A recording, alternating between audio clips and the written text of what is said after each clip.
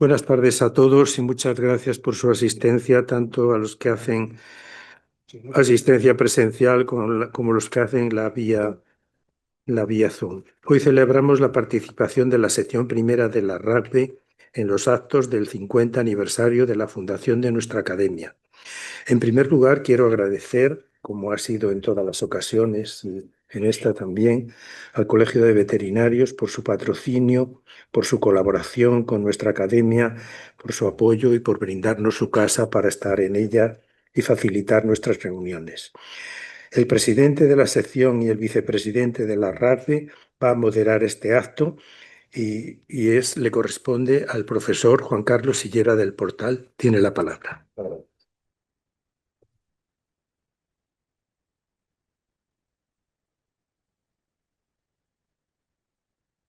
Excelentísimo señor presidente de la Real Academia de Ciencias Veterinarias de España, excelentísimo señor presidente de honor, excelentísimos señoras y señores académicos y académicas, distinguidos señoras y señores.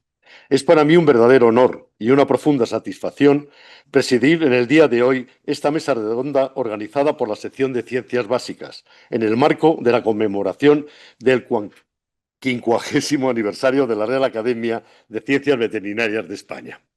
Celebrar 50 años de historia académica y científica supone rendir tributo a la labor de quienes, a lo largo de estas 5 décadas, han contribuido con su esfuerzo, su rigor y su compromiso al progreso de las ciencias veterinarias en nuestro país.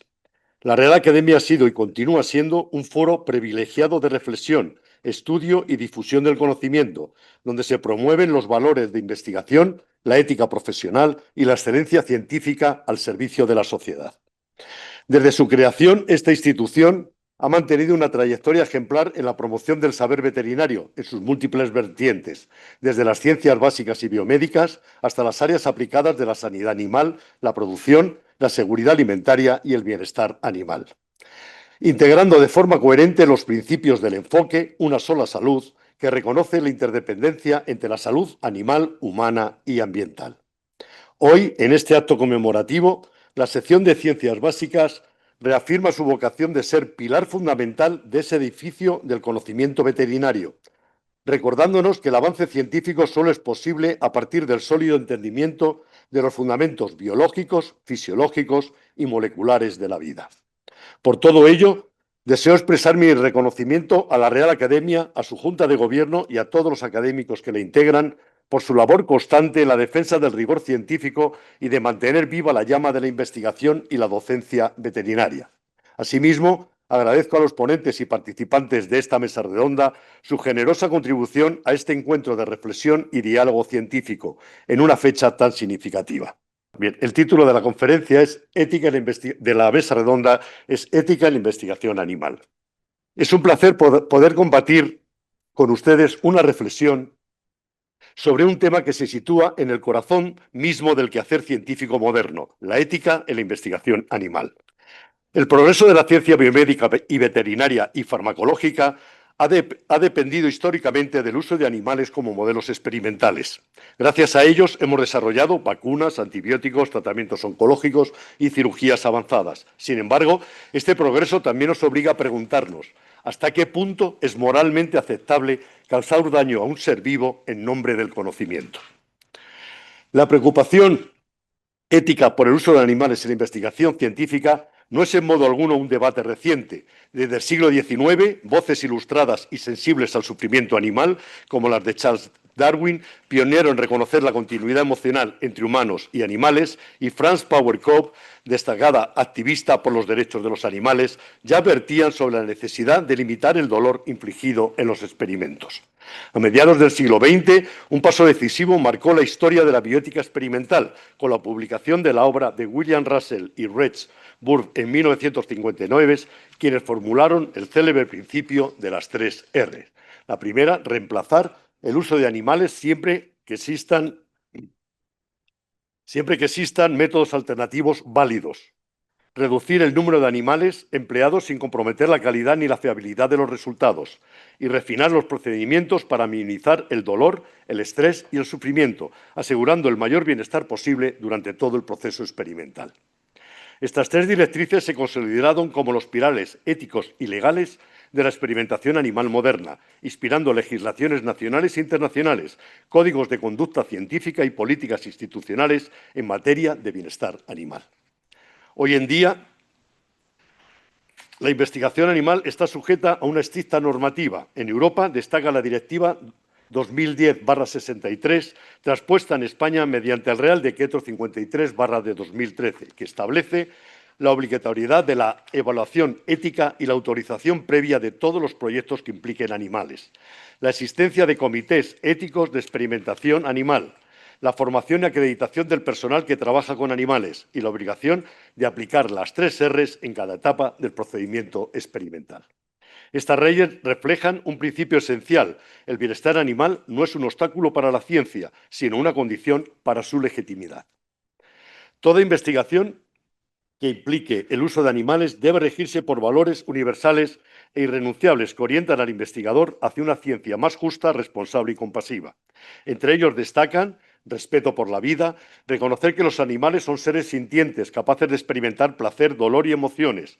Cada intervención debe realizarse bajo el principio del respeto, evitando toda forma de sufrimiento innecesario y garantizando su bienestar en todas las etapas del proceso experimental. Proporcionalidad. El posible daño o malestar solo puede justificarse si el conocimiento o beneficio esperado es verdaderamente relevante y no puede obtenerse por medios alternativos. Este principio nos recuerda que la ciencia sin conciencia se vacía de humanidad. Transparencia y responsabilidad. Actuar con honestidad intelectual, comunicando de forma clara los métodos y resultados, incluyendo los negativos, para evitar la repetición innecesaria de experimentos y fortalecer la confianza de la sociedad en la comunidad científica. Compromiso con la mejora continua. Asumir la obligación moral y científica de buscar, evaluar y promover activamente alternativas al uso de animales, fomentando el desarrollo de nuevas tecnologías de reemplazo, refinamiento y reducción. Solo bajo estos principios la experimentación animal puede mantener su legitimidad ética y científica, contribuyendo de manera equilibrada al progreso del conocimiento y al respeto por la vida. En las últimas décadas, la investigación biomédica y veterinaria ha experimentado una profunda transformación hacia modelos experimentales más éticos, precisos y sostenibles. Gracias al desarrollo tecnológico y a la reflexión bioética, se han consolidado estrategias que permiten reducir, refinar e incluso reemplazar el uso de animales en la investigación, siguiendo los principios internacionales de las 3 R's. Estas alternativas destacan los modelos in vitro, como los cultivos celulares, los organoides y los tejidos artificiales, que reducen de manera controlada procesos fisiológicos y patológicos, sin necesidad de emplear animales vivos. Los modelos in silico, basados en simulaciones computacionales, inteligencia artificial y análisis de Big Data, que permiten predecir respuestas biológicas y optimizar los diseños experimentales.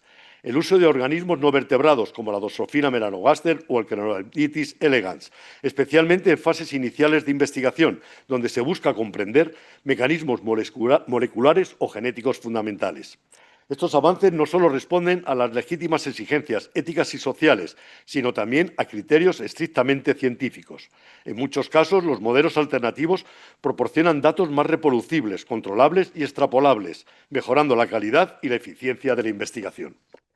Así, la ciencia moderna demuestra que la ética y la innovación no son fuerzas opuestas, sino caminos convergentes hacia una investigación más humana, rigurosa y sostenible. La sociedad demanda una ciencia ética responsable y transparente. Por ello, los investigadores tienen el deber de comunicar de forma clara el propósito y el impacto de sus estudios, rechazar la opacidad y la justificación automática del sufrimiento animal por la ciencia, promover una cultura de respeto y empatía hacia los animales, tanto en la academia como en la industria.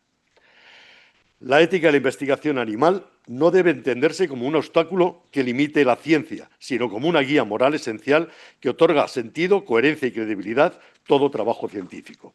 Cada decisión experimental que tomamos implica una profunda responsabilidad triple, con los animales que contribuyen al avance del conocimiento, con la sociedad que confía en nuestro rigor y honestidad, y con la ciencia misma, que se sustenta en el respeto y la integridad. Como investigadores tenemos el deber de equilibrar el deseo legítimo de conocer con el compromiso ineludible de no causar sufrimiento innecesario. La ciencia, cuando se desarrolla desde la ética y la compasión, no pierde fuerza, al contrario, gana humanidad, legitimidad y trascendencia. Solo así podemos avanzar hacia una ciencia verdaderamente humana, responsable y sostenible, que honre la vida en todas sus formas y mantenga viva la esencia moral de nuestra profesión veterinaria. Les invito en este marco de celebración y reflexión a continuar profundizando en cómo podemos mejorar nuestras prácticas científicas, fortalecer la cultura ética y de responsabilidad en los laboratorios y promover una investigación más humana, compasiva y consciente que integre no solo la búsqueda del conocimiento, sino también el respeto por la vida, la sostenibilidad y el bienestar animal. Solo desde una ciencia guiada por la ética, la empatía y la excelencia podremos responder a los desafíos del futuro y honrar con nuestras acciones al legado de quienes nos precedieron en esta Real Academia. A continuación, vamos a hablar o a presentar la estructura, las funciones y el proceso de autorización de proyectos de investigación con el uso de animales por el órgano habilitado de experimentación animal de la Universidad Complutense de Madrid, al cual pertenecemos. Este órgano constituye una pieza esencial en la garantía del bienestar animal y en el cumplimiento de la legislación vigente sobre el uso de animales en investigación y docencia. Su papel es fundamental para asegurar que toda actividad científica que implique animales se desarrolle bajo los más altos estándares éticos, científicos y legales.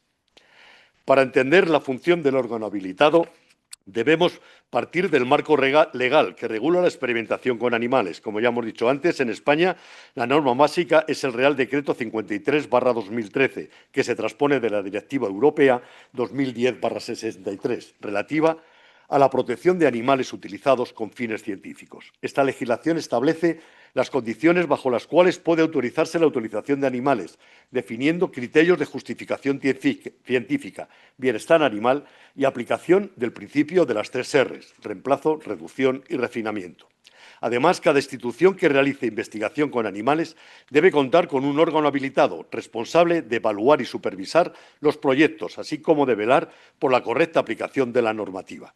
En el caso de la Universidad Complutense de Madrid, este órgano se constituye como una entidad colegiada integrada por expertos en distintas áreas de la ciencia y la veterinaria, en el año 2004.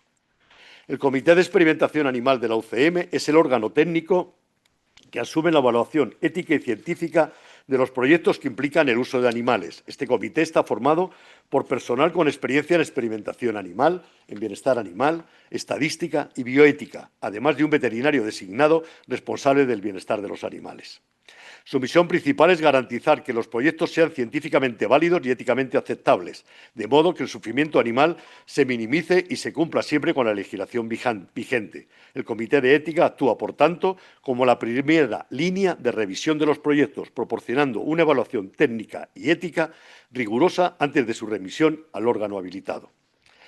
El órgano habilitado tiene una serie de funciones definidas por la legislación y por la propia normativa interna de la Universidad Complutense de Madrid. En primer lugar, evalúa los proyectos que utilizan animales, asegurando que se justifique su uso y que no existan alternativas viables. En segundo lugar, debe garantizar la aplicación de los principios de las 3 R's. Además, el órgano emite informes preceptivos que son necesarios para que la autoridad competente, en este caso la Comunidad de Madrid, pueda autorizar los proyectos.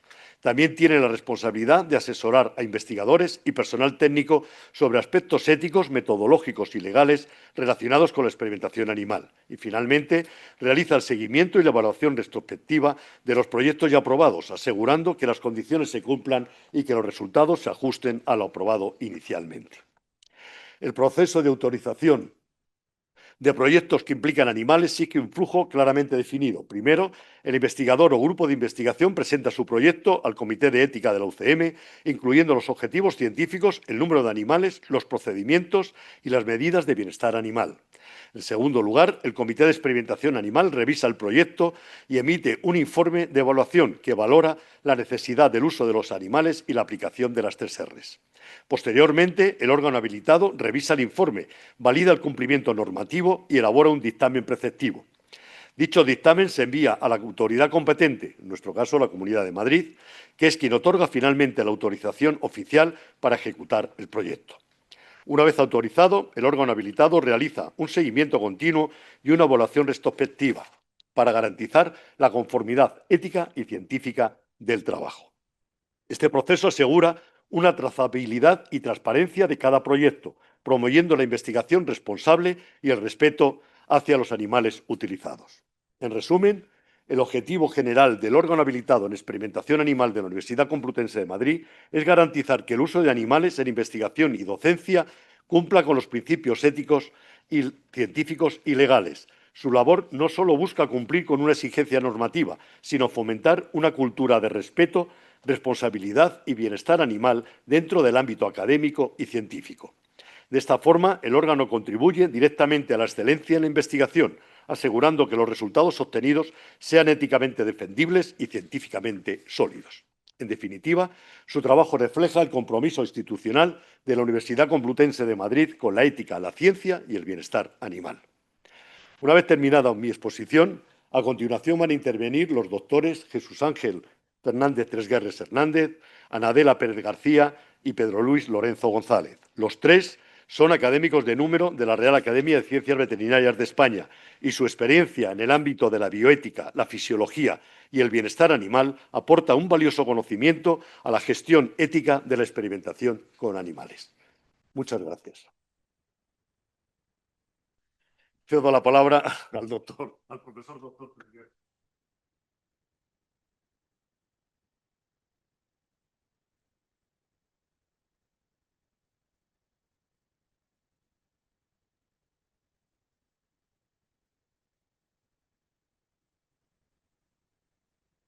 Buenas tardes, excelentísimo señor presidente de la Academia de Ciencias Veterinarias, excelentísimo señor presidente de honor y señor secretario, excelentísimos e ilustrísimos académicos, señoras y señores.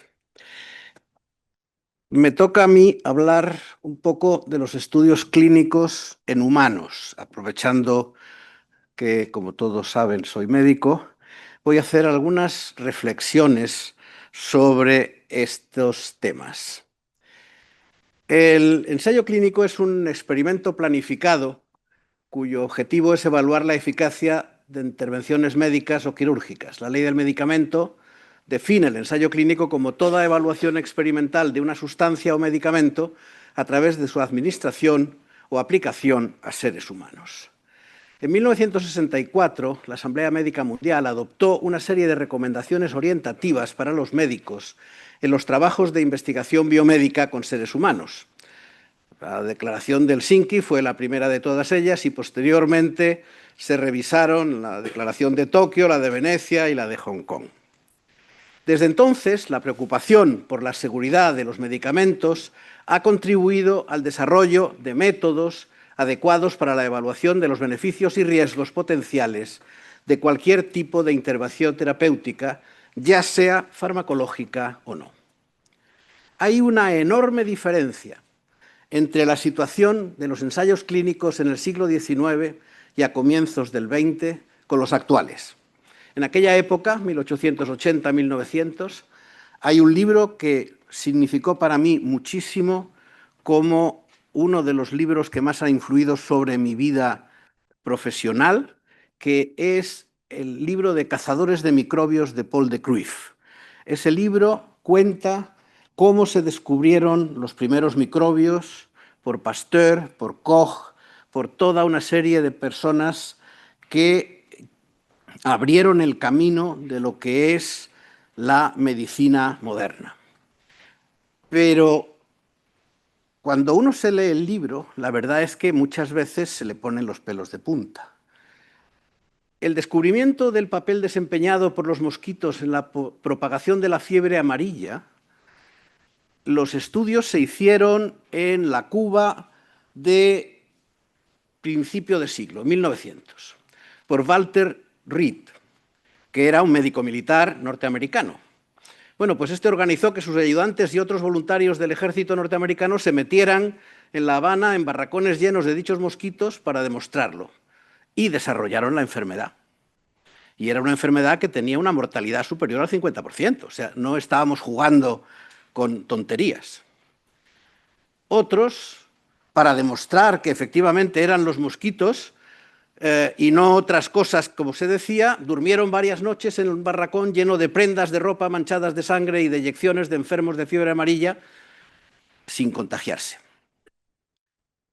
David Bruce, en Uganda, con el ejército británico, llegó a la conclusión que la enfermedad del sueño la transmitían las moscas sesé, pero que eran solamente un vector del tripanosoma descubierto por Castellani y que éste se almacenaba en las vacas.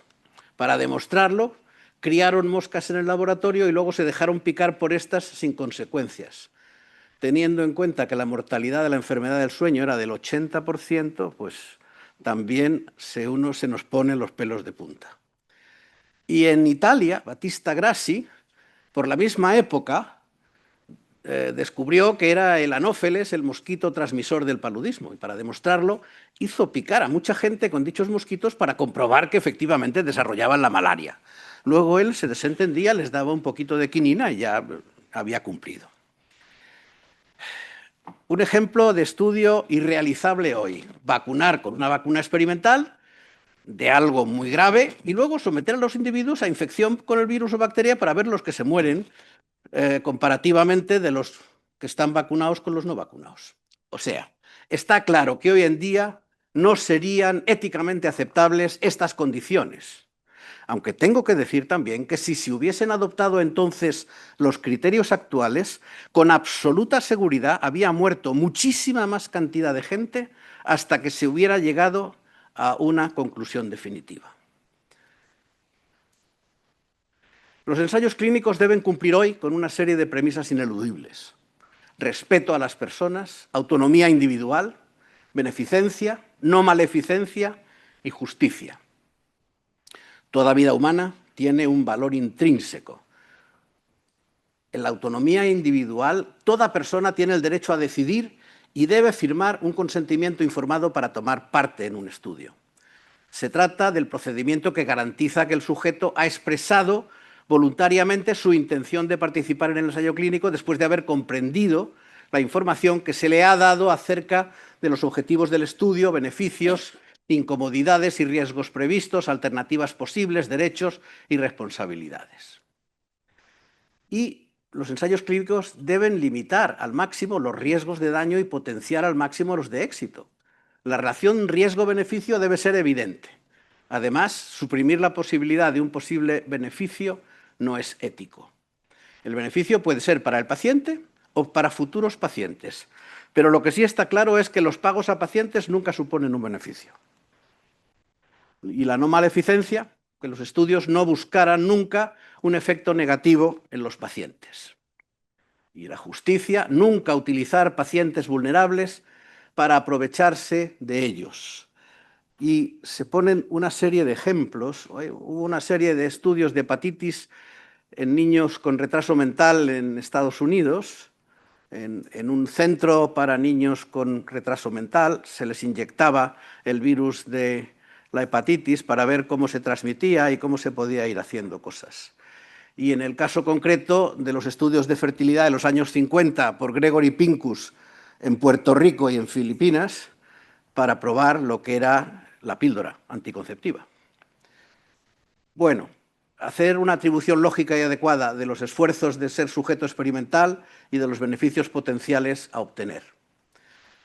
Probablemente nos debemos plantear hoy las ventajas e inconvenientes de una ética excesiva.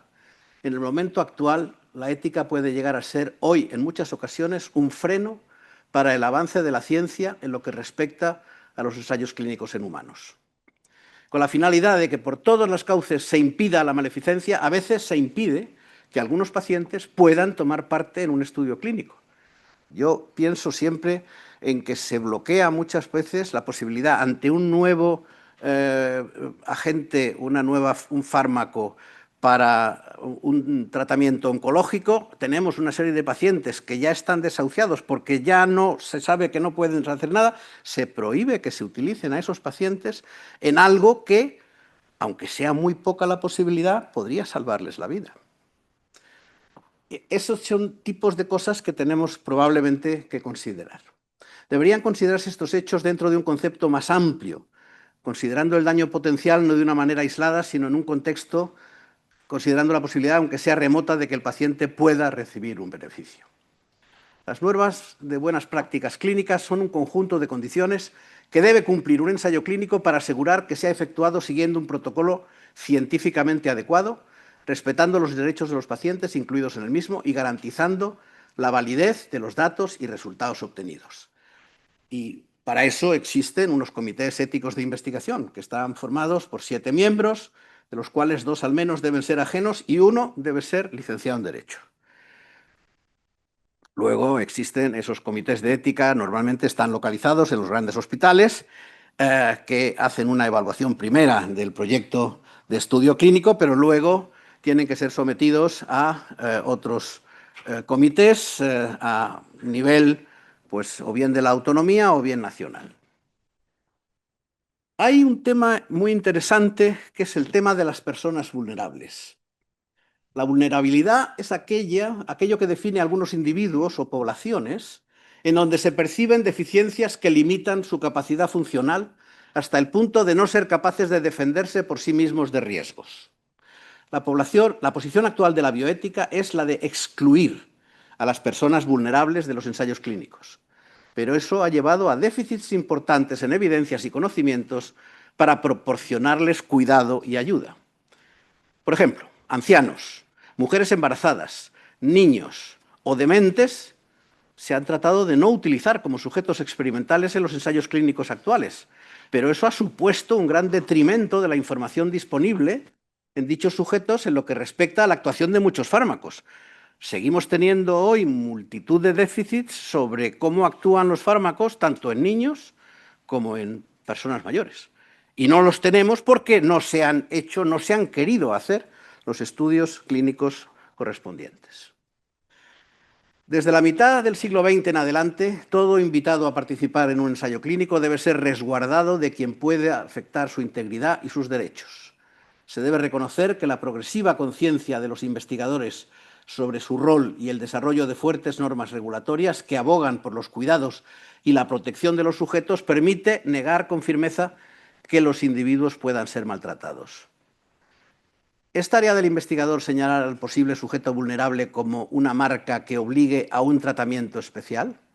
Las normas éticas y regulatorias depositan al investigador que conduce el proceso la responsabilidad de calificar al sujeto como vulnerable. ¿Y se puede investigar con grupos vulnerables? ¿Está justificada la investigación con personas vulnerables? La respuesta a ambas preguntas es afirmativa, pero se deben tener en cuenta 3 condiciones: que la investigación responda a necesidades de salud de este grupo específico de personas, que la investigación no pueda realizarse en grupos no vulnerables y que los resultados de la investigación impliquen un beneficio para las personas que forman parte de estos grupos especiales. Cuando se considera reclutar a personas y grupos vulnerables para una investigación, los investigadores y comités de ética de la investigación deben asegurarse de que existan protecciones específicas para salvaguardar los derechos y el bienestar de estas personas y grupos en la realización de la investigación. Vamos ahora a ya un aspecto más práctico.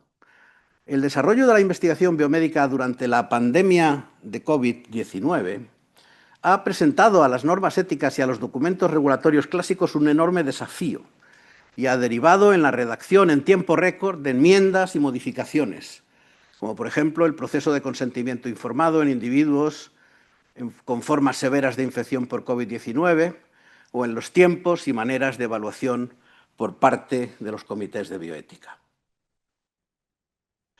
Nosotros hemos llevado a cabo en el Hospital Clínico San Carlos de Madrid, entre el mes de abril del año 20 y del 21, un ensayo clínico en enfermos con una infección grave por SARS-CoV-2, o sea, por COVID, y los hemos tratado con melatonina.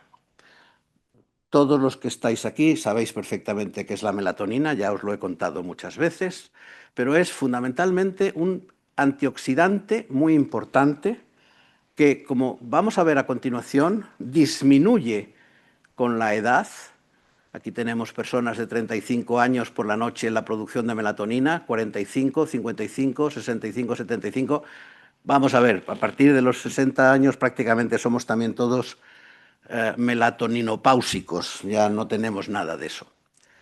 Es un potente antioxidante, antiinflamatorio, capaz de inhibir la liberación de citoquinas en diversos modelos experimentales, como hemos tenido la ocasión de demostrar nosotros, y a nivel del pulmón también, que es especialmente susceptible tanto a las infecciones por SARS-CoV-2 como al estrés oxidativo y la inflamación.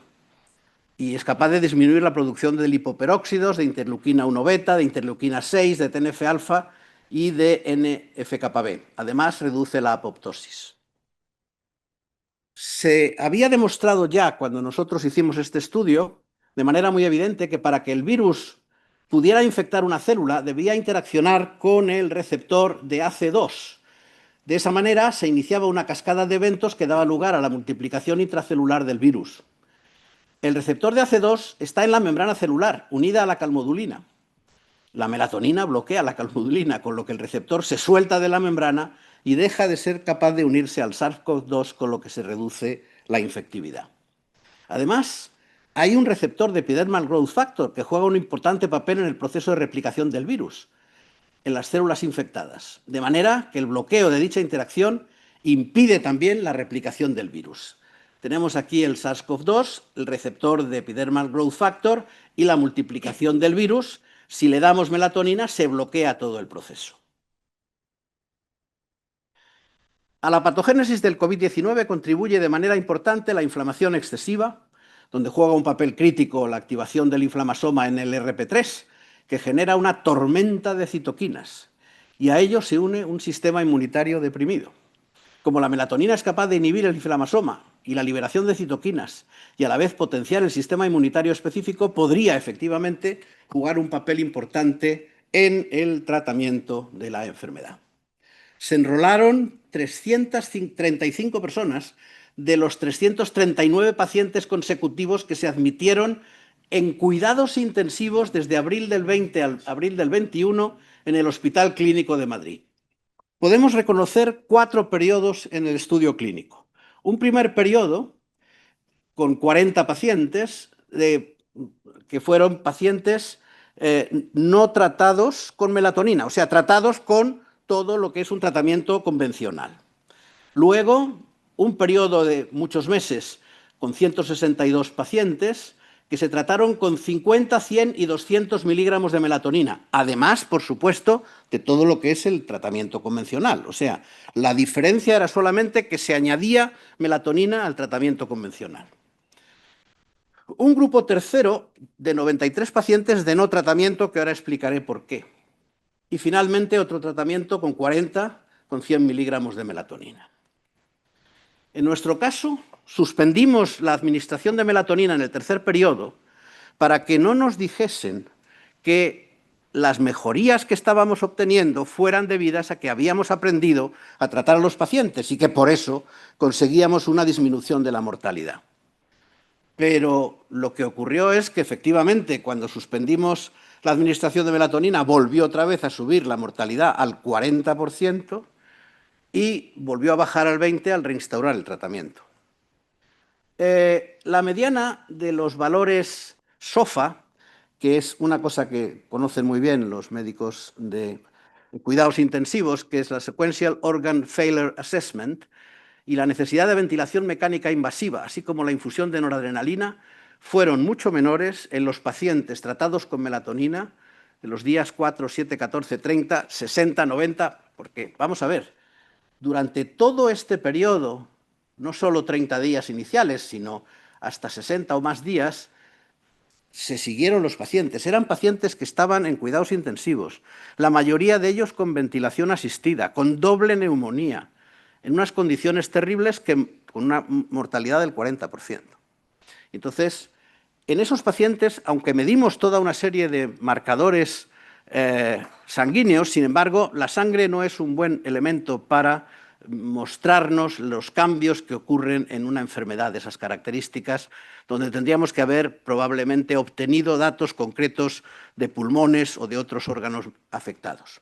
Pero el SOFA es un buen índice que nos está diciendo cómo los pacientes tratados con melatonina tienen mucha menor necesidad de o están afectados mucho menos que los pacientes que sí están tratados, que están tratados solo convencionalmente. Y la duración de la respiración asistida y la estancia, tanto en la unidad de cuidados intensivos como en el hospital, fueron significativamente menores con el tratamiento con melatonina. Aquí vemos también cómo la melatonina disminuye la cantidad de necesidad de respiración asistida y de tiempo de estancia en el hospital. De hecho, vean ustedes los resultados que son absolutamente espectaculares. Mortalidad. Primer grupo, 40%. Eran los tratados solo con tratamiento convencional. Segundo grupo, bajamos nada más que al 20%. O sea, una reducción del 50% en la mortalidad. No hay diferencia entre aquellos pacientes tratados con 50, con 100 y con 200 miligramos diarios, siempre a la hora de acostarse y administrada por boca, bien sea por boca directamente y bebiéndolo en los pacientes que estaban conscientes o por sonda nasogástrica en aquellos que estaban con respiración asistida. Pero fíjense ustedes, estos son los resultados. La mortalidad, hay una diferencia brutal entre los pacientes que se tratan con melatonina y los pacientes que se tratan solo con lo que era el tratamiento convencional. Un 50%.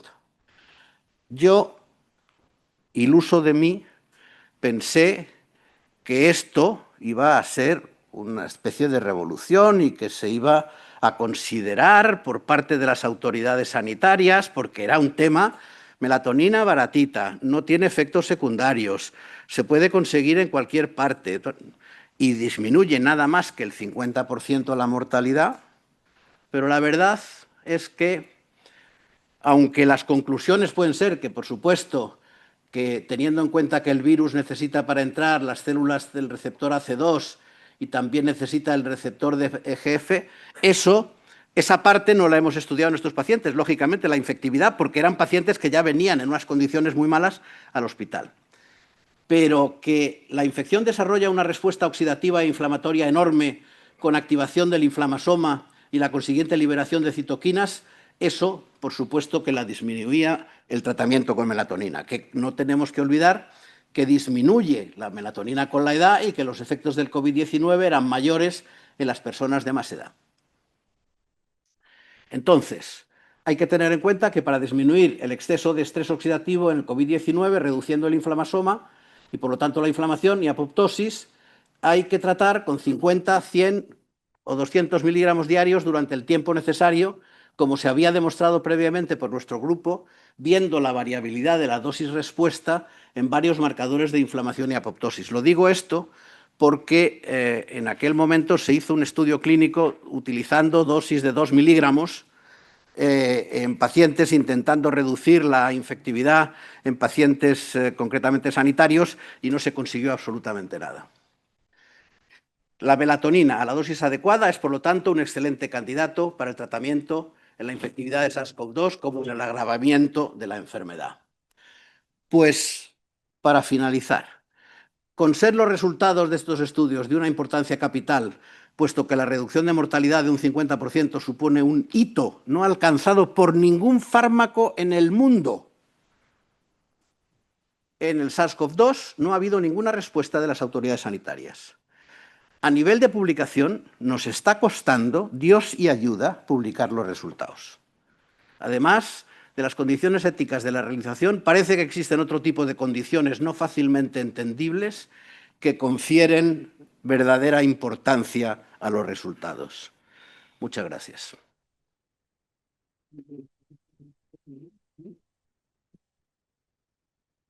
Muchas gracias, profesor Tesguerres.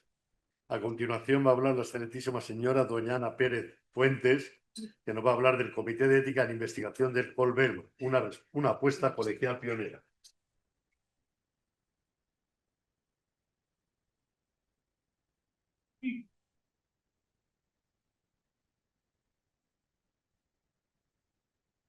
Bueno. Excelentísimo señor presidente de la Real Academia de Ciencias Veterinarias, excelentísimo presidente emérito de la Real Academia, académicos, académicas, señoras y señores.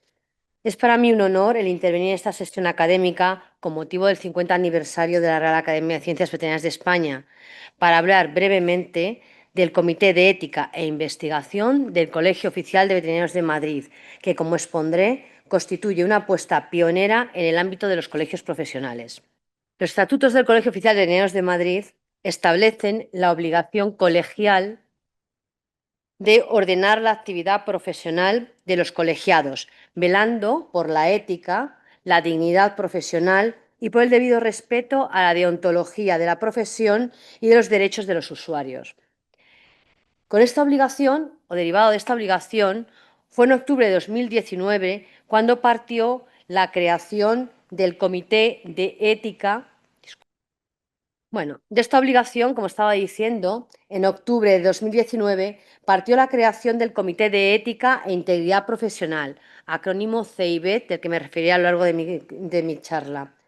Con el paso de los años, este comité, que como acabo de comentar, se llamaba Comité de Ética e Integridad Profesional, pasó a denominarse Comité de Ética e Investigación. Su objetivo, en todo momento, ha sido y será el garantizar el que la profesión veterinaria sea referencia de honestidad, respeto, transparencia y valores morales y éticos.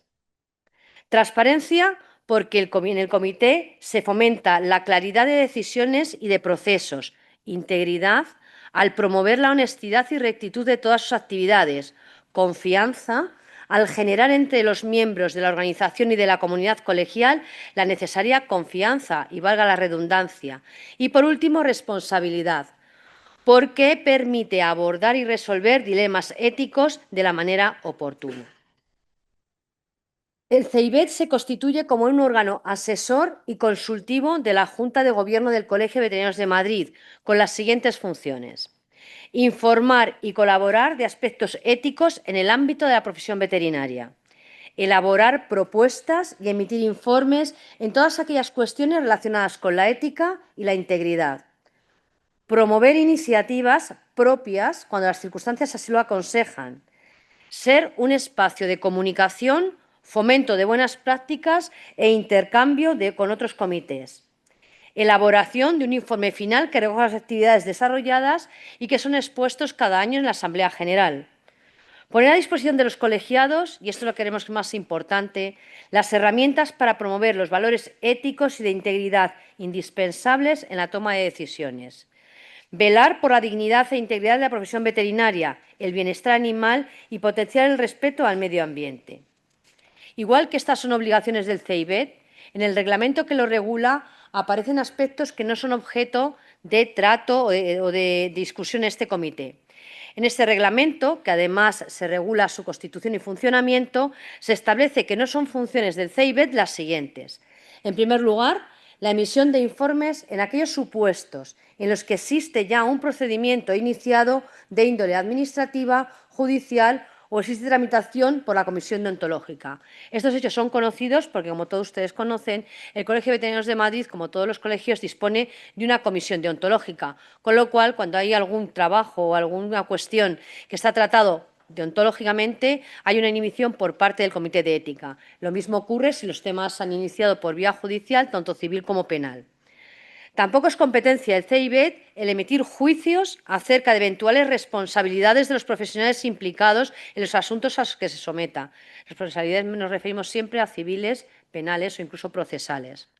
Por último, tampoco es competencia la evaluación de proyectos de investigación con animales de experimentación, regulados, como ya se ha comentado a lo largo de esta tarde, por el Real Decreto 53/2013 de 1 de febrero, que es el que establece las normas básicas aplicables para la protección de los animales utilizados en la experimentación y otros fines científicos, incluido la docencia. Tampoco tenemos cometido en la revisión de ensayos clínicos con medicamentos veterinarios ni en proyectos de investigación que sean o estén al margen del campo de las ciencias veterinarias. El comité, y así lo dice su reglamento, está constituido por 8 miembros. De estos 8 miembros, uno de ellos, que es el presidente del comité, es también el presidente del Colegio de Veterinarios. Hay 2 miembros que pertenecen a la Junta de Gobierno. Uno se corresponde con el vocal de la Comisión Deontológica, el vocal deontológico, y el secretario del colegio, que también hace funciones de secretario del comité. Y, por otro lado, aparece un miembro vital en el CEIBET, que es el coordinador del comité.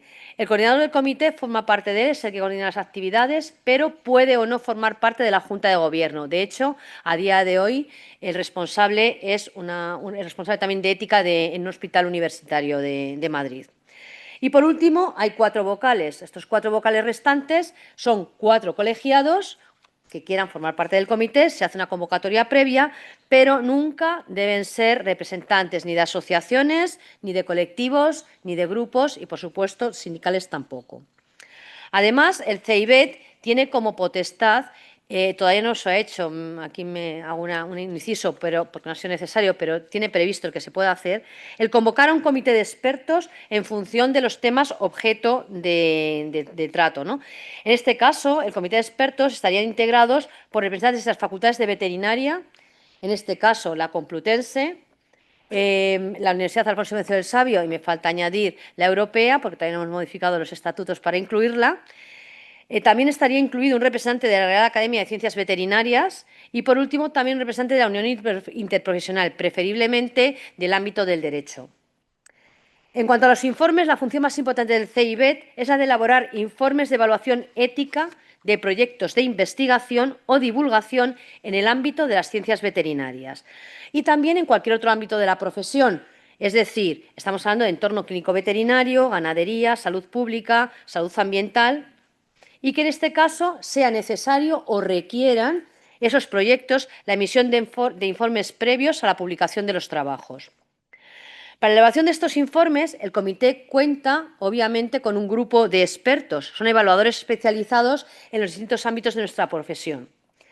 Es de todos conocido, y me gustaría señalarlo en este momento, ¿no?, que para muchos colegiados cuya actividad profesional no está directamente relacionada con la docencia y la investigación, es bastante complicado, por no decir, utilizar otro nombre, o tiene cierta dificultad la redacción de proyectos de investigación, aunque tengan datos que derivan de su trabajo, y tienen muchos, me consta ello, es bastante complicado que elaboren este tipo de documentos, este tipo de proyectos. Con lo cual, el CEIBET se planteó desde un principio también en intentar que todos estos compañeros veterinarios que, pudiendo publicar, no publicaran, tuvieran conocimiento de cómo hacerlo, ¿no?, de qué hacer con esos datos que ellos disponen. Con lo cual, se empezaron a elaborar una serie de guías con apartados que todos ustedes conocerán porque son expertos en este ámbito, pero que muchos de nuestros compañeros desconocen, ¿eh? En este caso, para presentar el proyecto requeríamos que siempre apareciera el título, que aparecía un resumen, antecedentes y estado actual del tema, hipótesis, objetivos, diseño, material y métodos, recogida de análisis de datos, personal investigador, bibliografía, consentimientos y hoja de información. Esta solicitud de informes, como aparece ahora mismo en la pantalla, normalmente pasa al CEIBET, al comité, donde se hace el estudio. Se estudia la documentación, que puede ser favorable o bien se puede requerir información complementaria. En este caso se requiere y se vuelve a pasar a estudio.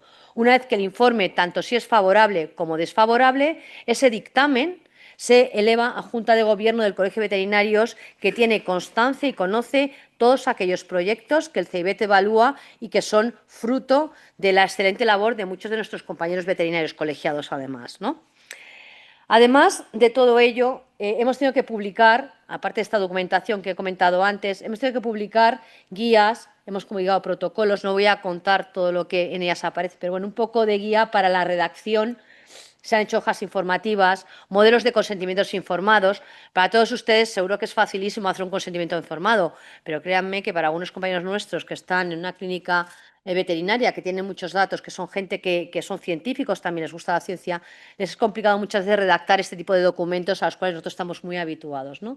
Y luego, por supuesto, tuvimos que elaborar un checklist para que estos evaluadores tuvieran una visión coordinada y más o menos objetiva de la evaluación a la hora de poder valorar cómo favorables o desfavorables todos estos trabajos.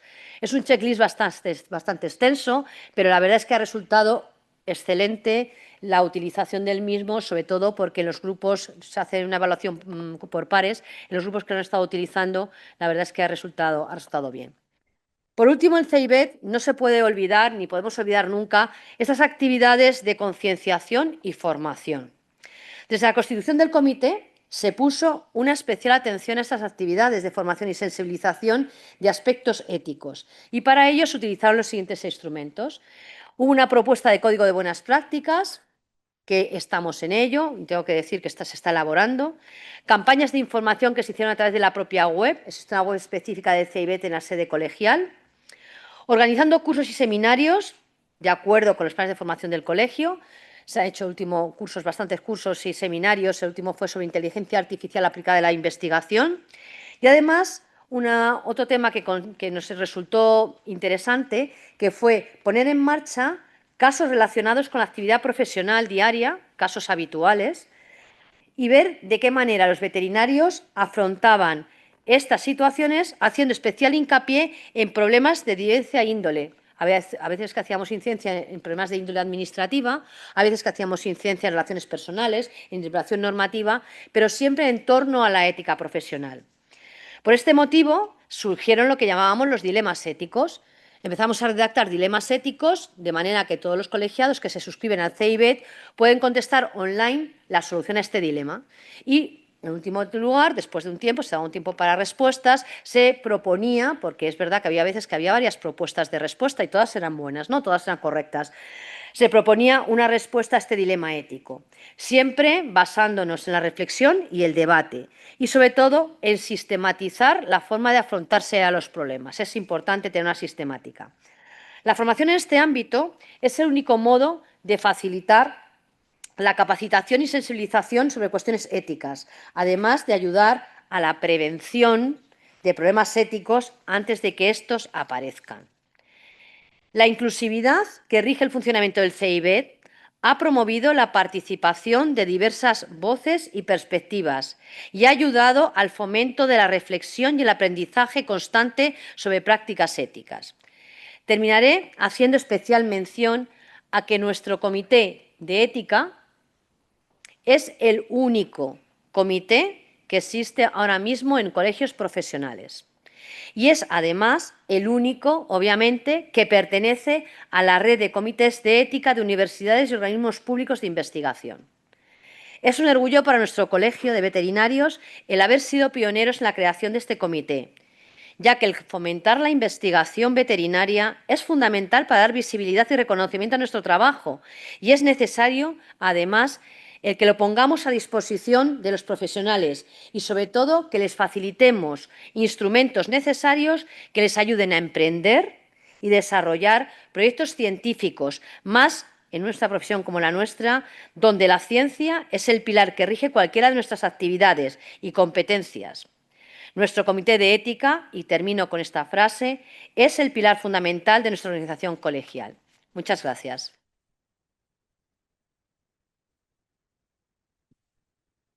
Muchas gracias, doctora Pérez Fuentes. A continuación, demos la palabra al excelentísimo señor don Pedro Lorenzo González, que nos va a hablar de comités de ética a nivel local, gestión e integridad científica. Muchas gracias.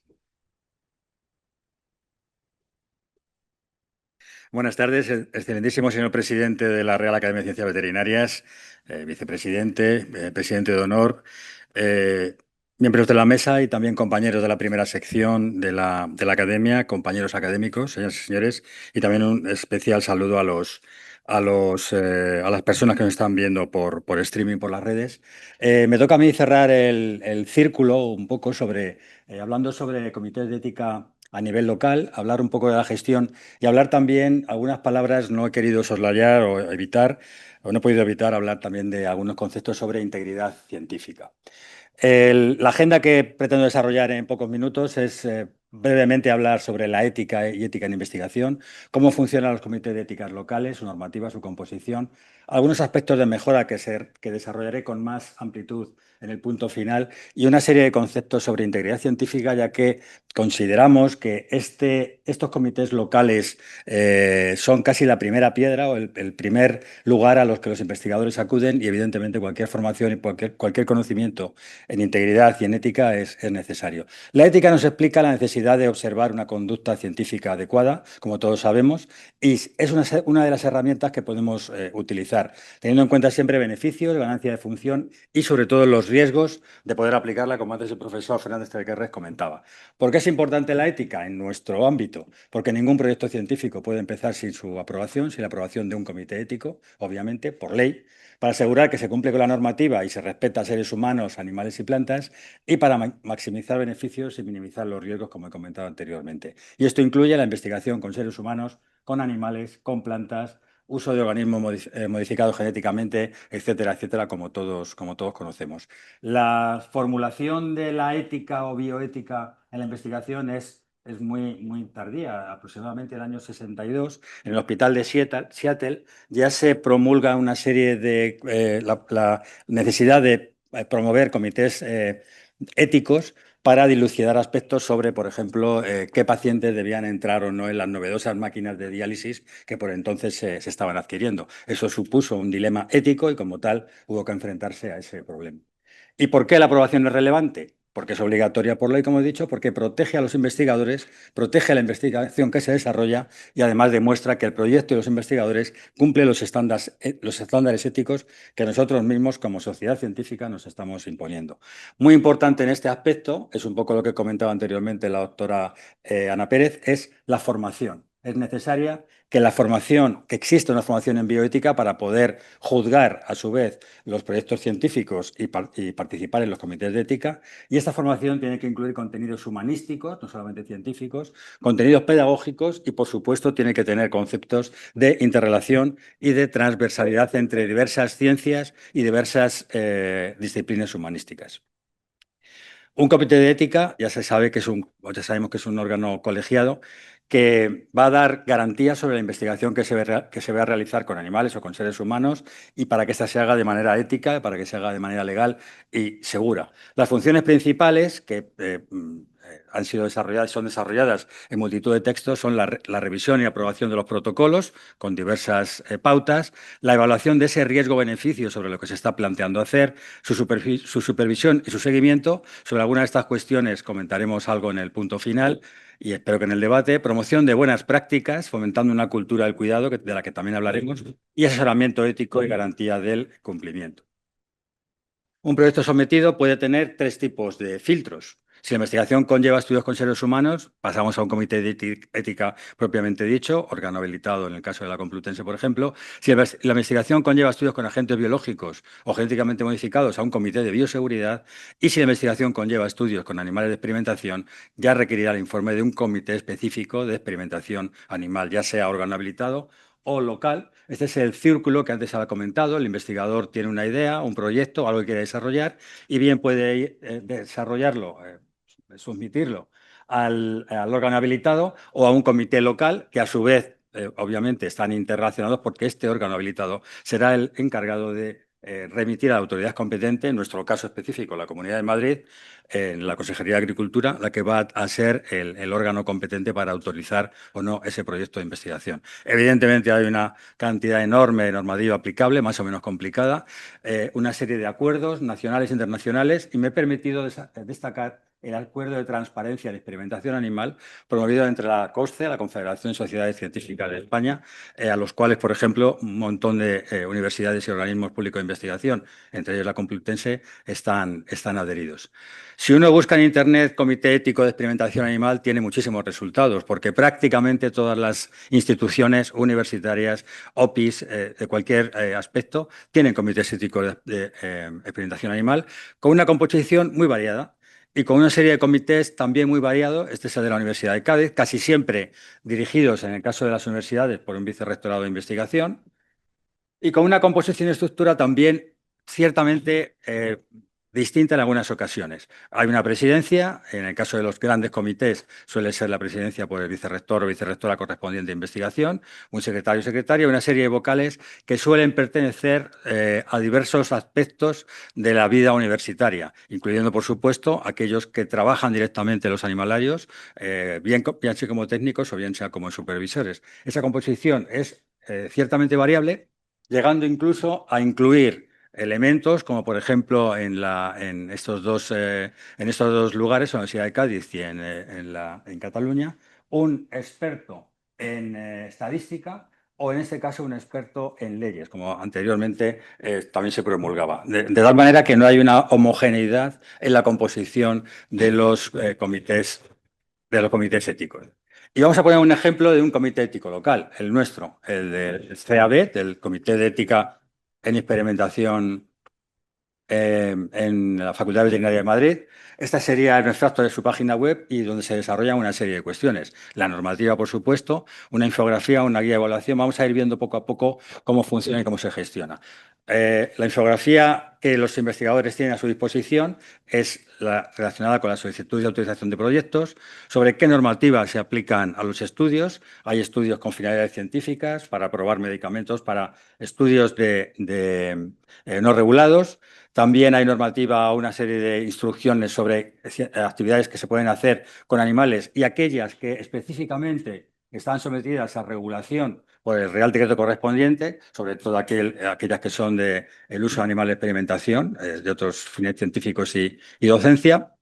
O también una estructura en la cual se señala cómo se van a realizar la evaluación y qué puntos se van a tener en cuenta en la evaluación de los proyectos de investigación que se someten a este comité. El comité está formado actualmente de esta manera. No es una composición fija, porque varía cuando pasa una serie de años, se produce algún relevo. En el comité está la coordinadora, que es la vicedecana actualmente, un secretario, y luego están los responsables de los animalarios de la Facultad de Veterinaria de Madrid, de los 5 animalarios registrados que tiene la facultad. Además de ello, también hay personal investigador que se incorpora a este comité. Insisto que hablaremos posteriormente un poco de él. Hay una serie de formularios que coinciden con el del órgano habilitado, donde se registra, evidentemente, en esos proyectos, en esa primera toma de contacto del investigador con un comité de ética, pues los datos del proyecto, los datos de los participantes, con diversas observaciones. Evidentemente, en este caso se pide la capacitación, ya sea en las diversas categorías contempladas por el Real Decreto. También las medidas correctoras, el uso de puntos finales humanitarios, en fin, todo lo relativo a aquello que hay que considerar para valorar ese proyecto de investigación donde involucra animales, cuyas líneas generales están puestas en esa diapositiva. Se valora el diseño del experimento, se valoran las pautas éticas, se valoran los elementos jurídicos si es necesario, el manejo y los procedimientos experimentales, el bienestar animal y la capacitación de personal, que es un punto muy importante en todo este tema, por supuesto.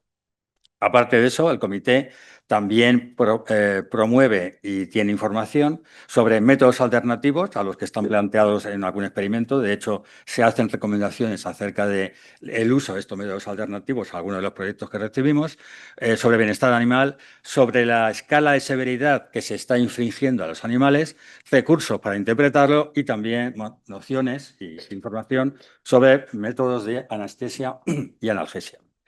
También se ha añadido hace relativamente poco, dos cuestiones importantes. Lo que se denomina cultura del cuidado, el compromiso con la cultura y el cuidado, en este caso de la Facultad Veterinaria. En el ámbito que nos estamos moviendo nosotros, de animales de investigación y de docencia, se refiere a la cultura del cuidado al compromiso que busca el bienestar de los animales con una actitud responsable, ética y transparente. Y además no solo busca el bienestar de los animales objeto de la experimentación, sino también el bienestar emocional del personal que está implicado en este tipo de trabajos, garantizando que el trabajo se va a hacer de manera correcta. Y obviamente el protocolo también, esa cultura del cuidado, se adhiere al principio de las 3 Rs. Aquí están los famosos investigadores que promulgaron en los años 60 la cultura de las 3 Rs, y el abordaje de esta cultura sigue el cumplimiento de las 6 Cs, que son compromiso, comunicación, competencia, cumplimiento, cuidado y conducta dentro también de una red española que se ha creado de órganos encargados del bienestar animal, de la ROEVA. Bien, por poner un ejemplo, aquello que es objeto de la competencia incluiría la formación inicial del personal de reciente incorporación. Nosotros nos encargamos, o el comité se encarga de estos primeros pasos, de guiar esa formación de personal que se incorpora recientemente en plan de formación continua. Tan importante es mantenerlo como tenerlo, un programa de formación propio y elementos de divulgación. Actividades para visibilizar las medidas que se implementan en bienestar animal en los animalarios de la facultad.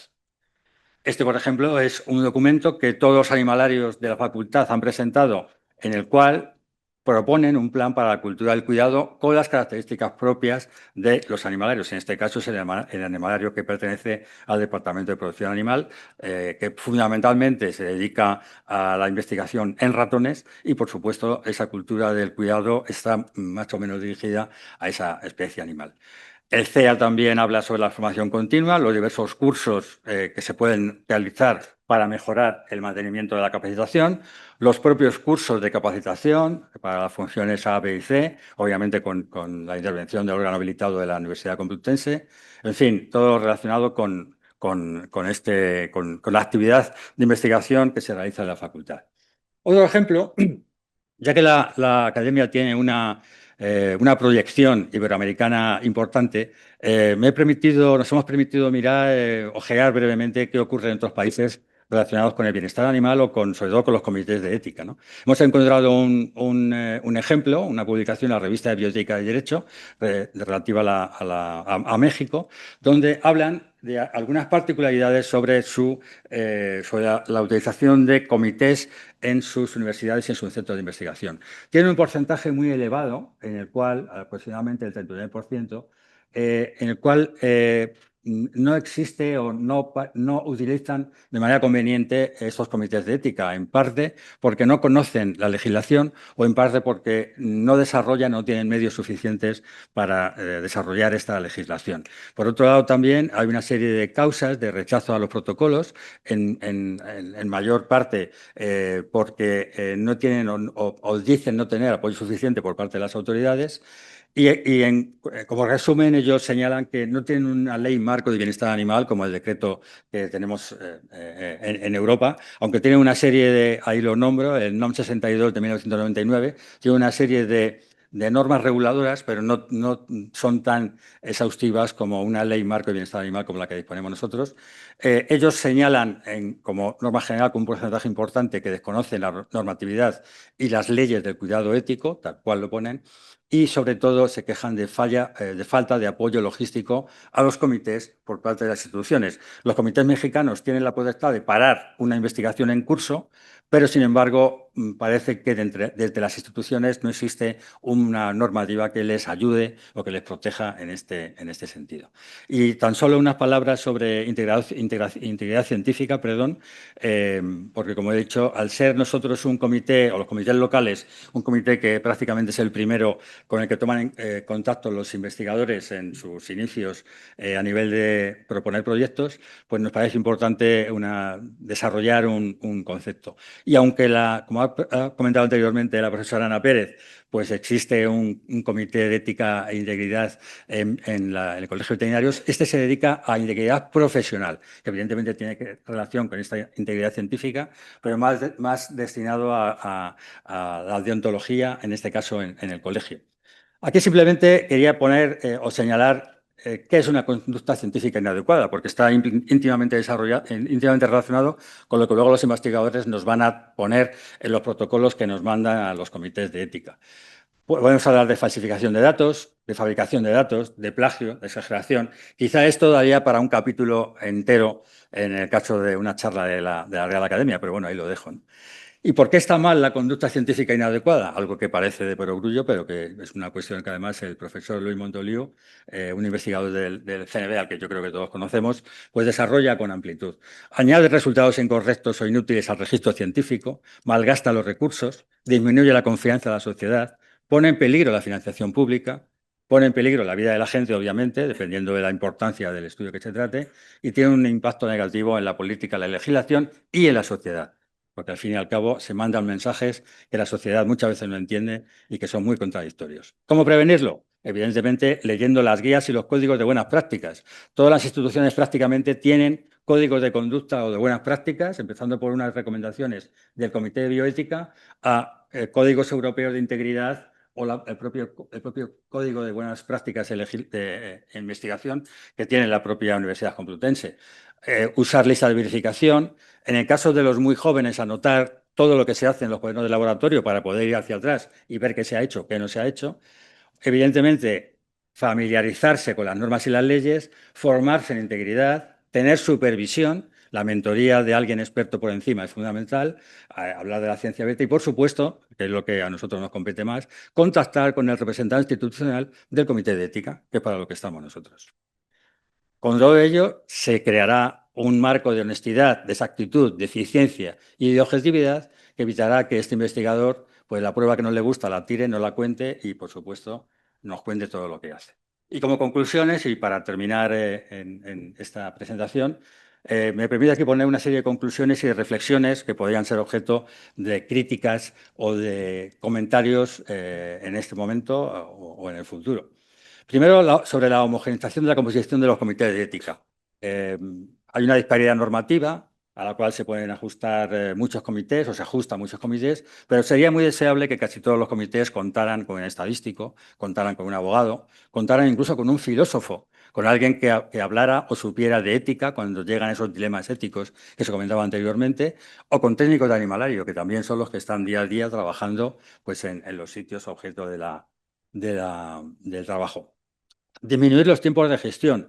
Desde que nos presentan un protocolo en el comité local hasta que el órgano superior en la Comunidad de Madrid lo aprueba, pueden pasar meses, muchos meses, bastantes meses incluso.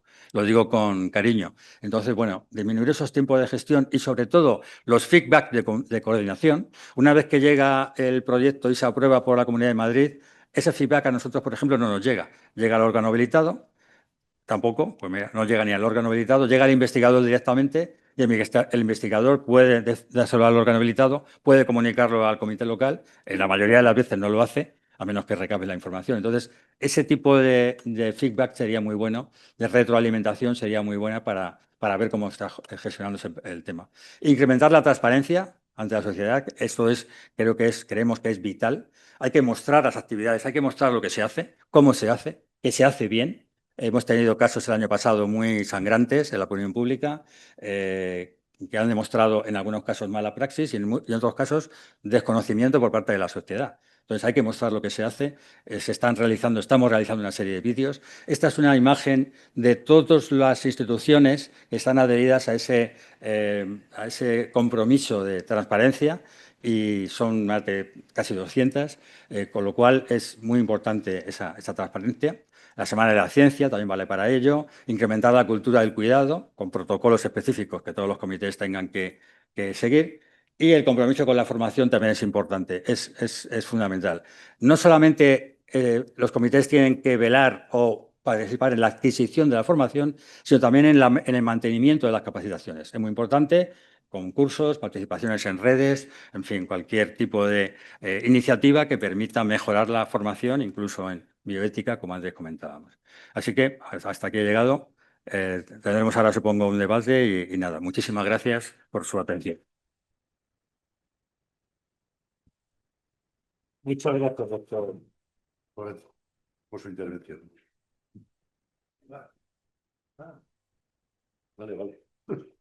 Si algún miembro de aquí de la sala tiene alguna pregunta, alguno de los 4 ponentes, estaríamos encantados en responderle. Sí, doctor. Muchas gracias a los ponentes por la información que nos ha dado sobre la ética, la investigación. Y sobre todo yo que me dedico a cosas ajenas a los animales de experimentación, pues la información ha sido muy valiosa. En la sesión del otro día de la sesión de medicina, el profesor Tamango dijo que difícilmente la experimentación en los animales iba a decaer o se iba a suspender, ¿no? Entonces, yo creo que, y además las reservas que hay, el profesor Higuera lo ha dicho muy claramente, ¿no? Ahora ya se han desarrollado una serie de estructuras orgánicas muy valiosas. Me estoy refiriendo a los organoides. Los organoides que son, a fin de cuentas, células tridimensionales donde se multiplican las células madre y diferencian los tejidos correspondientes. Pero ya últimamente se ha llegado a desarrollar hace un par de años los asembloides, que son, a fin de cuentas, una fusión de organoides y con otras células que pueden, viven, que se multiplican en un microambiente fisiológico que simula al que hay en un organismo superior. Mi pregunta es, ¿en qué medida o en qué grado estas estructuras microorgánicas los resultados que se obtengan, pueden ser equivalentes a lo que ocurren en un ser superior, en los órganos superior? ¿Y en qué medida la experimentación, la investigación animal de experimentación es necesaria, es totalmente necesaria? Bien, muchas gracias. Puedo empezar yo a responder, pero si queréis alguno de intervenir, encantado, Ana. Bien, en cuanto a los organoides y a los nuevos tipos de organoides, por supuesto que son importantísimos, pero como el primer plan de investigación. O sea, porque realmente el trabajar con un organoide, con una línea celular, pues esto estamos trabajando en un ambiente muy controlado, no lo que es el organismo humano ni el organismo animal. Con lo cual, de primeras, me parece muy bien para pues, conocer las bases de cómo funciona molecularmente esa enfermedad, ese fármaco o cualquier cosa que nosotros queramos probar o testar en ese momento. Pero posteriormente hay que probarlo en un ser vivo. Me da igual el que sea, si es un ratón, o si es un perro, o si es un conejo. Yo además soy partidario de que aquí hubo una gran equivocación por parte de la Unión Europea y mundial, que antes, al principio, cuando la farmacología de los años 50 y 60, se tenían que probar los fármacos en dos especies animales. Una, que podía ser una, pero tenía que haber otra intermedia antes de llegar al humano. Eso se quitó y ahora solamente se tiene con una especie animal. Realmente extrapolar los resultados que se obtienen en un ratón al humano es muy complicado y muy difícil. Sin embargo, si probamos en otra especie más intermedia o parecida al humano, se tendría mejor resultado. Pero el problema de todo esto, ¿cuál es? Que es excesivamente caro el poder hacerlo, porque claro, ya en un animal intermedio, como puede ser el perro, no es lo mismo que tener 400 ratones. Tener 400 perros cuesta muchísimo dinero. Entonces, los animales de experimentación son absolutamente Yo necesarios. creo que sí. Sí. Yo realmente Por ahora sí. me he quedado asombrado con esto de los asembloides, que son, a fin de cuentas, órganos que simulan lo que ocurre en un organismo superior. Sí, pero ellos mismos te dicen, cuando yo estaba en una conferencia sobre este tipo de órganos, que ellos mismos te dicen que no son extrapolables al humano los resultados. Ellos mismos. Porque viven en un ambiente totalmente controlado. Nada. Tengo que decir que estoy totalmente de acuerdo con lo que acaba de decir el doctor Higuera. Solo quería añadir un par de cosas. Cuando yo fui presidente de todas las academias de medicina europeas, se planteó en la Comisión Europea el tema de abolir los estudios con animales. Y tuvimos que hacer muchísimo lobby para evitarlo, porque hay toda una serie de personas que van con una tranquilidad pensando como que no, que in sílico se puede hacer, como que vamos a hacer in sílico lo que lo voy a aplicar después a un paciente. Está usted loco. Y es simplemente eso. Y de nuevo, el tema de los organoides es un paso más simplemente de lo que es un cultivo celular, porque está organizado de una manera determinada. Pero como has dicho tú, Juan Carlos, sigue siendo un elemento absolutamente aislado de todos los demás componentes del organismo.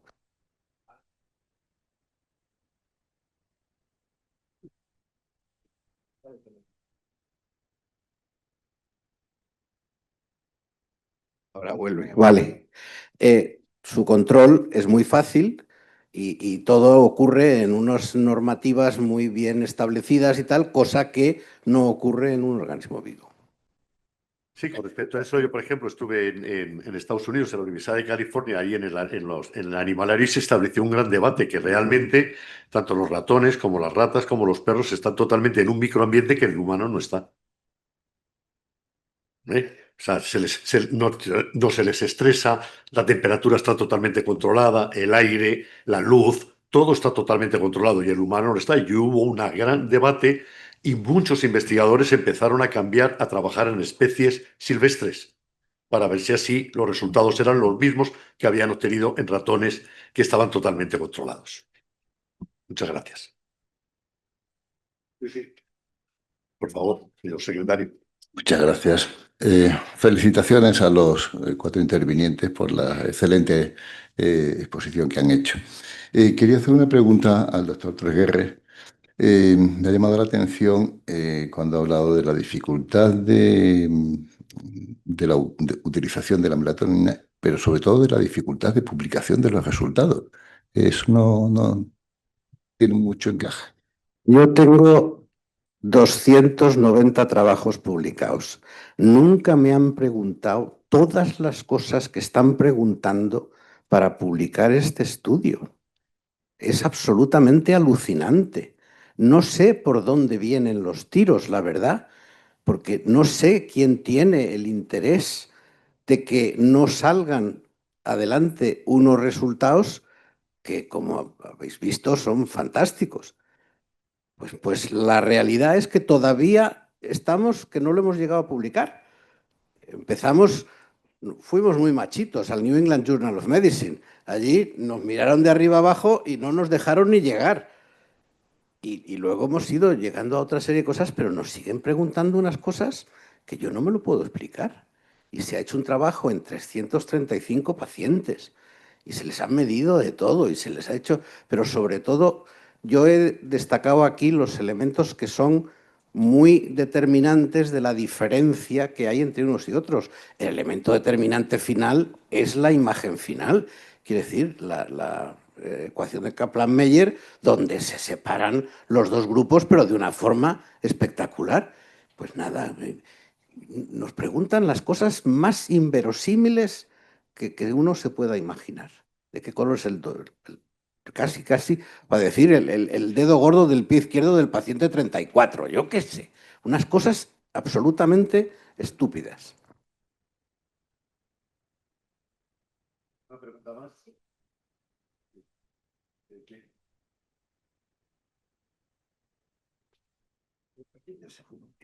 Muchas gracias. Yo casi me levanto solo y exclusivamente a felicitar a la mesa porque he disfrutado especialmente de esta mesa redonda y de sus componentes. Y solo algunas preguntas casi peregrinas. Dos. Una, esa burocracia tan tremenda que nos han contado de comités, autorizaciones, idas y vueltas, ¿cuánto entorpece la investigación? Y segundo, ¿cuánto entorpece la financiación de la investigación? O peor todavía, ¿no es eso también un refugio para no financiar? Esa es la primera. Le hago otra segunda. Me encantó mucho eso de que efectivamente bajara usted el dintel de los animales y terminara en un nematodo, Cenorhabditis elegans y un artrópodo, Drosophila, cualquiera de las, Melanogaster o cualquiera de las especies. Pero me parece que es poco bajar.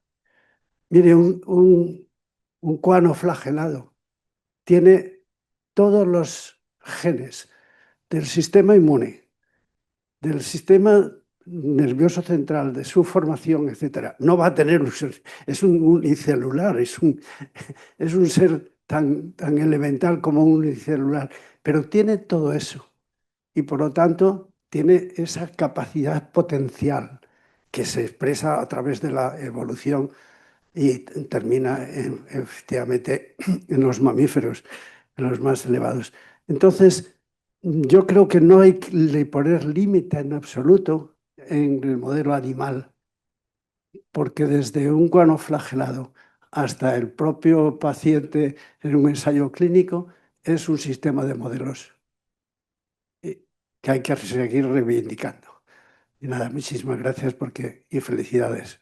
Totalmente de acuerdo. En la segunda pregunta, yo he puesto simplemente un ejemplo. Por supuesto que cualquier invertebrado, lo que nosotros tengamos que tenga un sistema inmune o que tenga una codificación genética, va a servir para poder estudiar y extrapolar todos esos resultados, más o menos, si son parecidos. Y en cuanto a la primera pregunta, en cuanto a la que incumbe, que yo pertenezco tanto al Comité de Ética de la Facultad Veterinaria como al órgano habilitado de la Universidad Complutense de Madrid, por supuesto que se ponen muchas pegas, pero también se ponen muchas pegas, pero tampoco la gente presta atención a todas esas pegas. O sea, el investigador, por lo que nosotros llevamos, y yo soy fundador del primer comité de ética de la Complutense, o sea, que llevo ya más de 30 años haciendo revisiones de proyectos, no se fijan, no se fijan en nada. Y realmente, por ejemplo, el checklist o lo que tienen que rellenar los investigadores se ha modificado más de 40 veces para que sea mucho más sencillo y mucho más sencillo y mucho más fácil y mucho más sencillo. Y aún así siguen mandándolo mal todos. Y luego después también, realmente la investigación no le importa, porque realmente cuando uno pide un proyecto no te piden que esté aprobado por el Comité de Ética, que esa es una equivocación. El Comité de Ética se pide cuando ya te han dado el proyecto. Y entonces ya vienen las prisas de que tienes que comenzar el proyecto y no tienes el permiso del Comité de Ética. Entonces eso habría que educar un poco a los investigadores a que cuando presentan el proyecto, presenten el otro. Lo que pasa es que todos te dicen, bueno, y si no me lo conceden, ¿para qué lo voy a presentar? Entonces ese dilema, ahí está el problema que existe ahora mismo. Pero por supuesto, realmente, desde que se pide el proyecto al comité, en nuestro caso, al de la Facultad Veterinaria, hasta que la Comunidad de Madrid da ya el permiso, si no hay ningún problema, son 6 meses mínimo. 6 meses. Eso es muchísimo tiempo. Pero claro, si el proyecto ya está aprobado, empezar el proyecto 6 meses más tarde, eso va en detrimento de esa investigación, eso está muy claro. Claro. Al contrario, los proyectos empiezan antes de pedir. Claro. Sí, sí, sí. Tiene la palabra la doctora Silván. Hola, buenas tardes. Perdón por la voz, es que estoy un poquito tocada. Yo quería felicitar a la mesa redonda en su conjunto, ha sido muy, muy interesante. Y quería hacer una reflexión sobre por qué los estudiantes de veterinaria no conocen lo que es la ética en la investigación, no quieren manejar animales.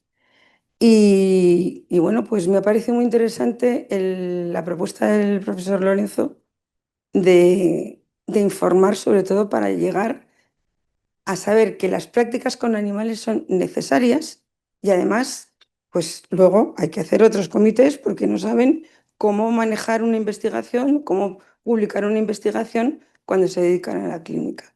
Entonces, me gustaría saber cuál es la opinión de la mesa respecto a este tema de los estudiantes de veterinaria acerca del rechazo que tienen a la investigación y a manejar un animal en una práctica.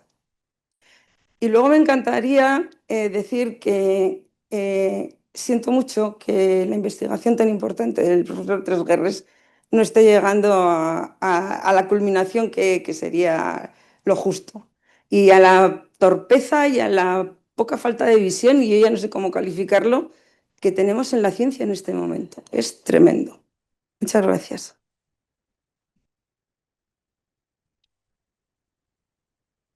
Hola, buenas tardes. Bueno, en primer lugar, felicitar, por supuesto, a todos los...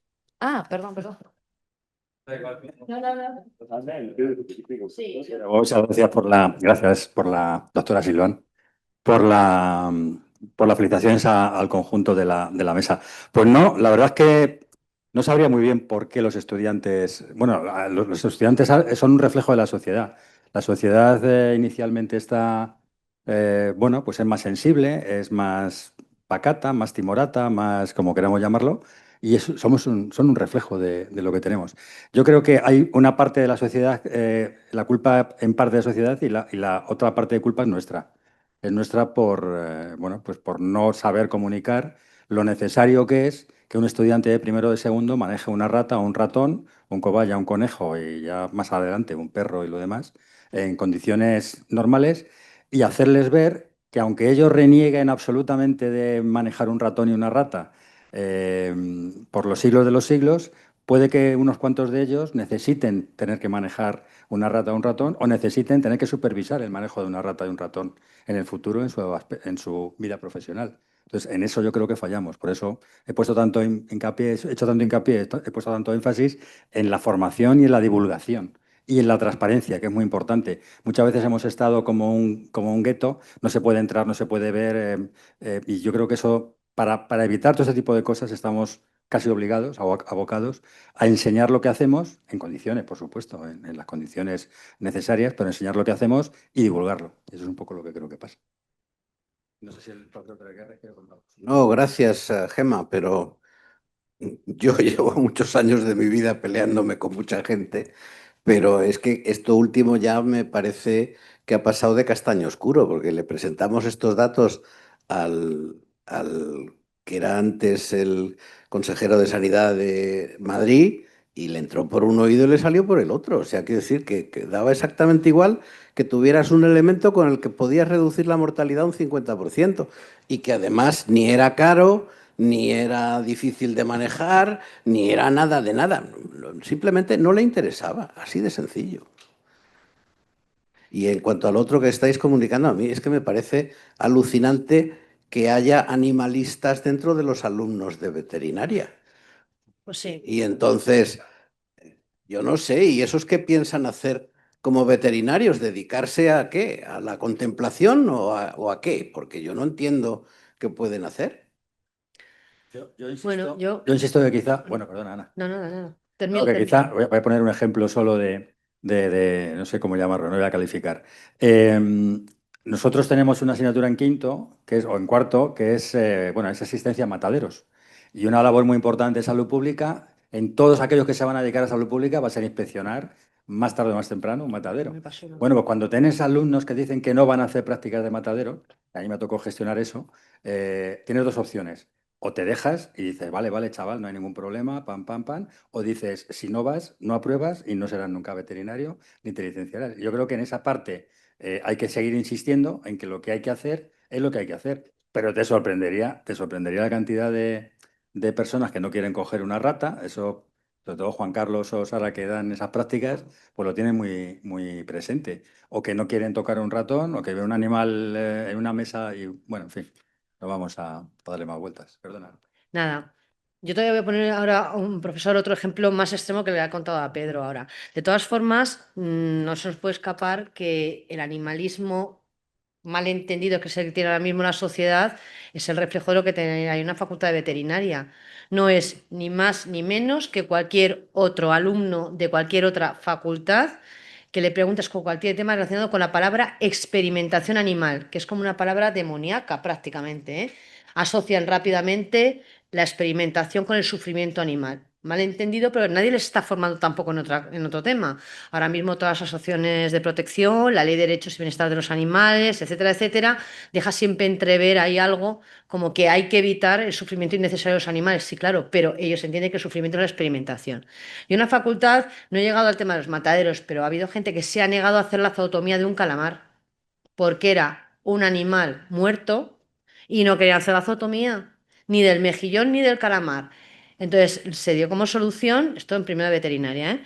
Se dio como solución que hubieran las prácticas, pero que no podían no podían hacer la zootomía. Veían el vídeo, veían las partes, establecían lo que fuera, pero se negaron totalmente a tocar al animal. Hablaron de objeción de conciencia, de varios temas. Bueno, el decanato al final se resolvió que tampoco era plan, olvidáis a que pusieran la mano encima del calamar. Pero bueno, yo es que eso lo sufrí en primera persona. Son gente que yo cuando les preguntaba que el por qué, decían que no entendía por qué. Para hacer una práctica del calamar habíamos tenido que capturar el calamar de su medio marino y haberlo traído a la facultad. Y cuando se hablaba del calamar como alimento, porque decir, oye, es que hay animales que sirven fuente de proteína de origen animal ahora mismo, la verdad que estos son veganos, nadie va a tomar proteínas de origen animal, ni quiere saber nada de las proteínas de origen animal porque las consideran incluso, como me decían, son peligrosas para nuestra salud. Es decir, que todo este tema, yo creo que con los años todavía se incrementará más, ¿eh? O sea, porque lo que se ve ahora mismo, ya no digo en veterinaria, fuera de la facultad, en cualquier sector que hablas pasa esto. ¿Qué pasa con todos estos alumnos? Que la investigación con animales no la van a hacer, obviamente, pero es que la gente que sale de la facultad, como decía antes la profesora Silván, realmente nadie sabe cómo hacer una publicación de sus resultados o de una investigación que hagan o de su trabajo habitual. Cualquiera de todos nosotros, en nuestro trabajo habitual, el que sea, podemos obtener resultados y hacer un trabajo, pero tampoco nadie nos ha enseñado a mucha gente, hay gente que porque estamos en la facultad y ya os digo, en el ámbito de la docencia e investigación es muy habitual, pero fuera de ese ámbito no es habitual. Y a nosotros nos ha pasado en el comité. Nos cuesta mucho el inculcar todo esto a nuestros colegiados, porque nosotros solo funcionamos, o sea, solo evaluamos trabajos de colegiados. Pero claro, hay muchos colegiados que están tan encantados que incluso, claro, eso que no lo he dicho en la intervención, pero quiero decirlo ahora. Nosotros evaluamos, a los colegiados es gratuito el servicio y es rápido. Es decir, no se tarda más de un mes en hacer la evaluación, el dictamen ético, un mes, 2 meses máximo, ¿eh? Pero solo es para nuestros colegiados de Madrid y para colegiados de otros colegios que tengan convenio con el Colegio de Madrid. Pero, ¿qué ha pasado? Pues que ha habido gente, colegiados nuestros, que trabajan en empresas y han encontrado el reducto del colegio para presentar aquí todos los proyectos. Y hay, por ejemplo, una colegiada que ha presentado 15 proyectos de investigación.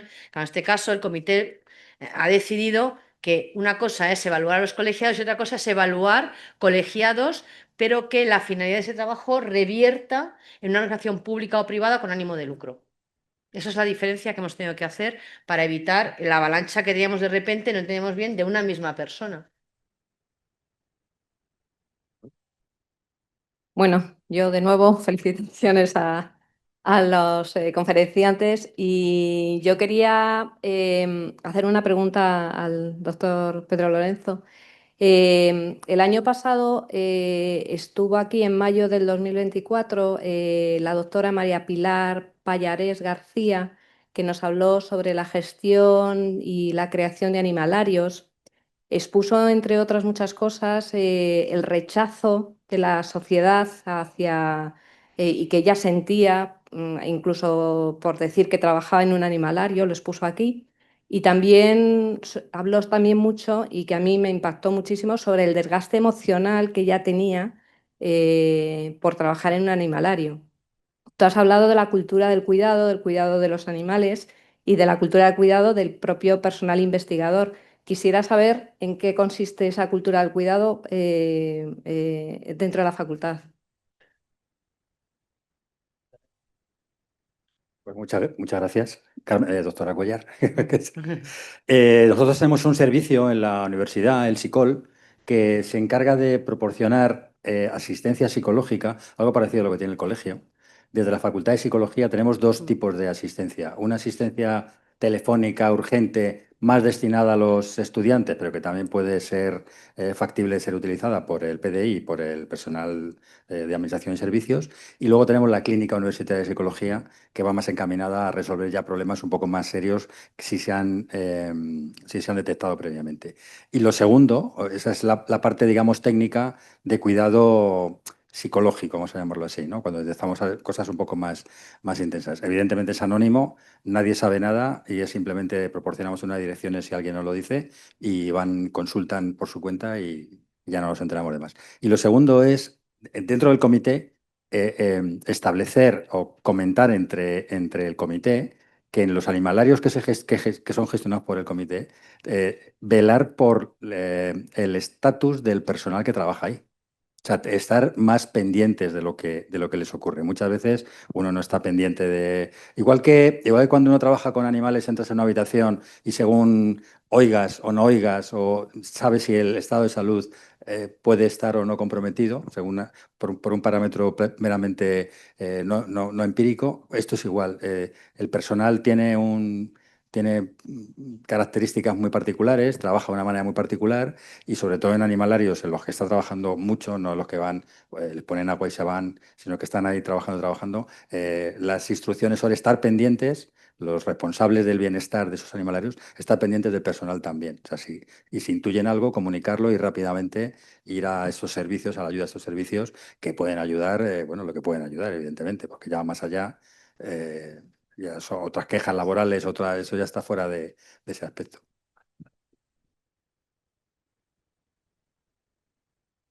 El doctor Guijarro tiene la palabra.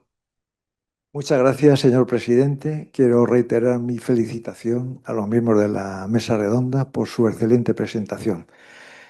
Quiero hacerle una pregunta al profesor Tresguerres, mi colega, porque me han sorprendido los resultados de la melatonina. Yo, como médico, la melatonina la tenía considerada en el COVID como un tratamiento de segunda fila. Ahora ya lo entiendo. Si no se publica, pues no nos llega esa información. Entonces, la pregunta que quiero hacerle, con el permiso del doctor Tresguerres, quiero hacer de abogado del diablo. Es decir, ¿es posible que cuando se introduce o se usa un tratamiento, me refiero a melatonina, en una situación sanitaria crítica, es posible que se deterioren o menoscaben los estándares éticos de los ensayos clínicos?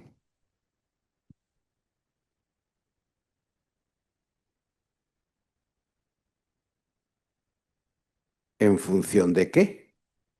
¿Por qué se van a deteriorar? O sea, no, lo que pasa es que la melatonina, como yo digo muchas veces, es una excelente conductora sin carné de conducir. O como se dice también, que el que no tiene padrinos no se bautiza. Pues como no tiene detrás ningún laboratorio farmacéutico potente, sino que tiene más bien una serie de laboratorios que no les interesa en absoluto que se venda melatonina para otras cosas que no sea el tema del sueño, pues yo no sé, porque yo ya he sufrido en mi propia carne en otra ocasión, cuando trabajé con un suplemento alimentario que era el glutamato monosódico, lo que es que no fuera capaz de publicar los resultados, diciendo que aquellos lesionaban una zona del cerebro que tiene la zona de control del apetito y mostrase las imágenes de la destrucción de aquellas zonas tal, no lo conseguimos publicar. No sé qué mano negra fue aquella, pero desde luego es una cosa dentro de mis frustraciones profesionales. Una es que no pude continuar con la investigación aquella porque aquella me bloquearon cualquier fuente de financiación. No sé quién, pero alguien desde luego lo hizo porque yo no pude seguir investigando en ese área. En el tema de melatonina, siempre y cuando publique cosas en ratas, parece que no he tenido ningún problema. Pero cuando hemos querido publicar cosas importantes en humanos, me cago en la mar.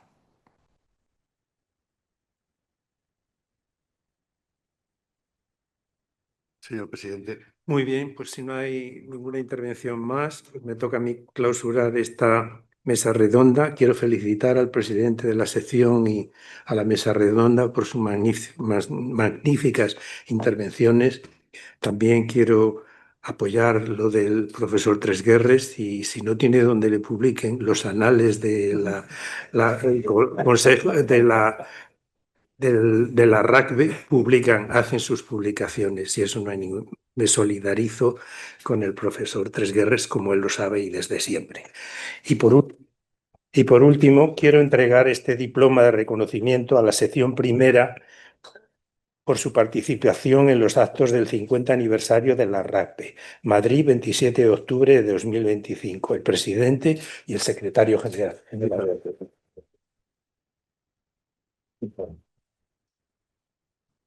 Se levanta la sesión.